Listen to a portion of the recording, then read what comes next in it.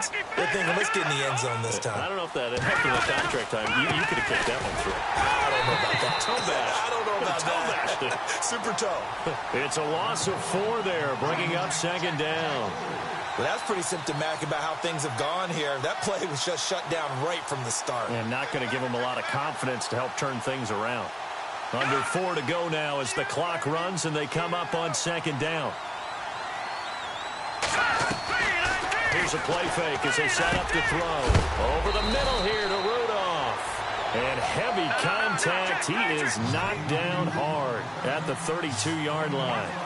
They're giving those short little routes, tackled him in bounds, too. They're just not wanting to get beat over the top. Yeah, and if you can't really get downfield, take the short routes. But now you got to have guys who can actually break tackles and increase those gains. Give him 8 yards on the play, and they pick up the first. They're going to look to throw. Flush to his right. Looking sideline, incomplete. Not to get too overcritical there because he knows what he's doing, but his shoulders looked a little off kilter there when he threw that. I don't think you're being overly critical there. You're just analyzing it, and he gets those shoulders right. That pass will go from incomplete to complete. Now he'll look to throw here on 2nd and 10. Pressure brought in, and the Falcons get there for the sack. Jordan Evans in there to get him, and that's sack number 12 for him on the year. Off the play fake, he'll look to throw. Toward the sideline, did he keep the feet in? Yes, he got them both down, says the side judge, and that's good enough for a first down. Now a play fake here on first down. MOGIs. Going right side here, and that's complete. That throw good for 4. It's second down.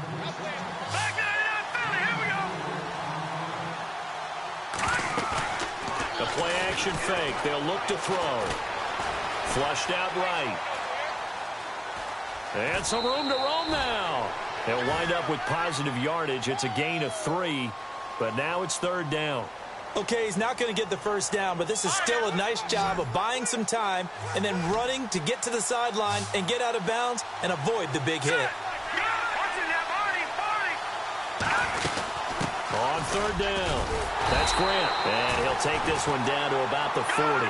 He needed 3, he got 2. Now that'll set up an interesting situation here on 4th and a yard.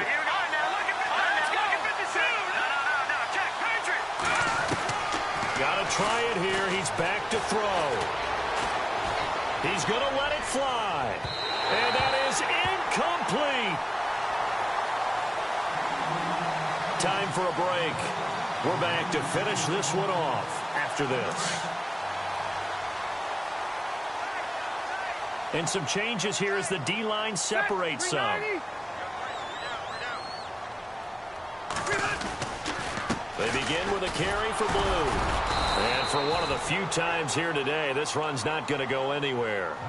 And now with 1:52 to go, we get another pause in the action. A timeout here defensively. And the D-line pinching together must be expecting the run.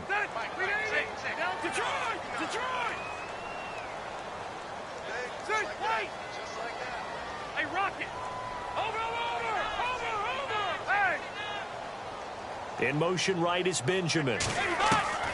Throwing here, Rivers. And intercepted. Maybe the turning point they need. Picked off near the 44. And they will finally bring this run back to an end, but not before he's down inside the 5-yard line at the 4. Now whistles here, and it looks like we've got a Panther that's having some difficulty down there getting up. While the training staff takes a peek, we'll take a break. Looking to throw. And the Panthers in for the score. Okay, game on. Don't go anywhere yet. You got a 1-score game now. Probably going to rely on the onside kick coming up. Yeah, they have to. It's not a high percentage play, but it's better than not having a chance at all. And that's when you put your leapers and your flyers on one side, get that high hop, and hope that one of the guys can come up with it. And on the other side, get that hands team ready. No doubt about it. And he will get into the end zone to cut the lead a little bit further. So they got their touchdown, now down a field goal. Here comes the onside kick. And now a timeout defensively by the Falcons. It's just their first. They've got 2 more to use here in the final stages. And a good job here by the Falcons. Their hands team able to recover it. And looking at the clock here, they do have 2 timeouts, but even if they force a 3 and out, they're going to have very little time remaining. So that means they've got to be aggressive and find a way to knock the ball free. They've got to come up with it because they can't just rely, as you noted, on using their timeouts and getting the ball back. They might not have any time to mount an attack, even if they do play it that way. Get the football. That's their mantra. Throw left side complete. That's Price. The Panthers are going to take another timeout. That'll leave them with just 1 remaining in this 4th quarter of play.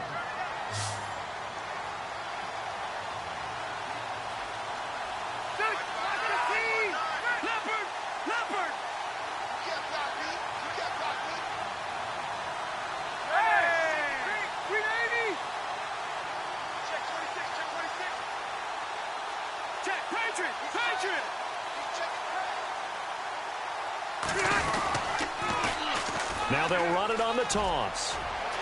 There he goes inside the 30. And he'll take it into the end zone. Touchdown, Atlanta. A great effort there. His 21st touchdown of the season. And the Falcons will add on to their lead. And let's not forget he had the receiving touchdown earlier. Now a trio of rushing touchdowns. Quite a performance. Diversification, that's all you can talk about. His ability to do everything leaves him on the field on every down on offense because you can hand it to him, as we've seen. Would you say 3 rushing touchdowns? And, of course, throw it to him where he's caught 1 as well. And he's been a busy man, 5 for 5 now as he knocks another one through to extend the lead.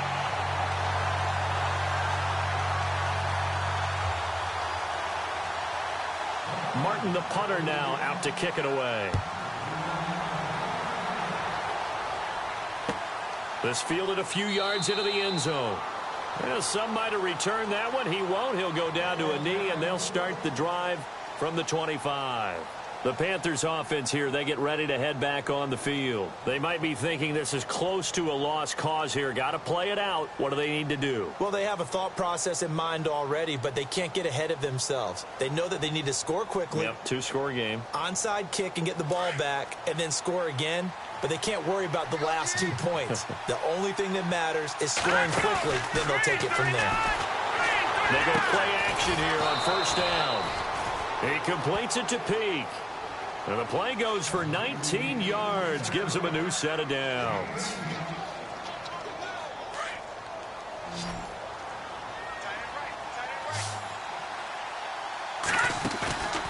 On play action, they'll throw. Eluding the pressure right. Now a desperation throw deep. It's caught inside the 25.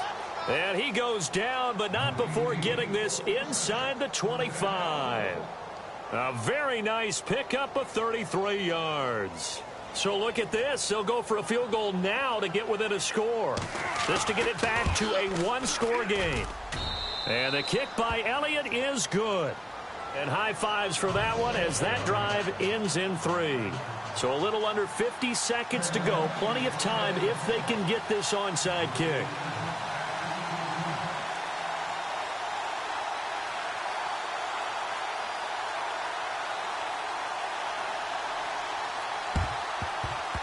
And this one travels out of bounds, so unsuccessful there on the onside kick try.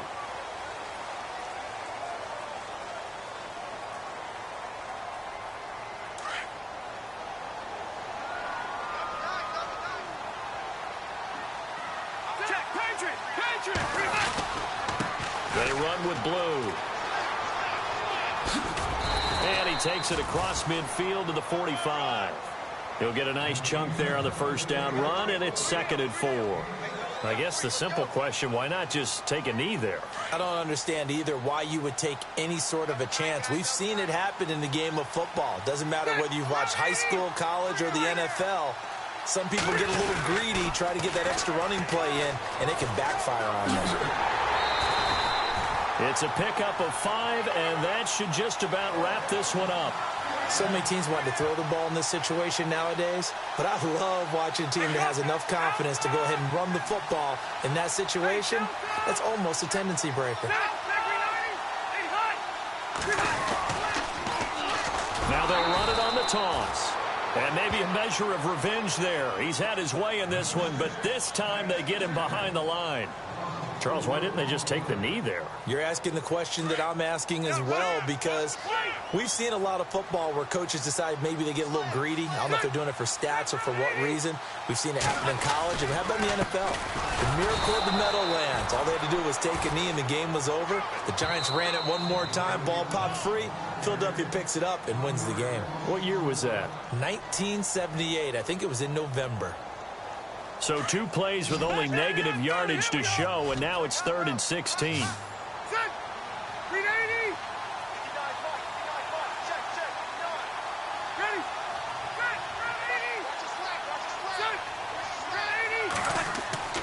Now Rivers.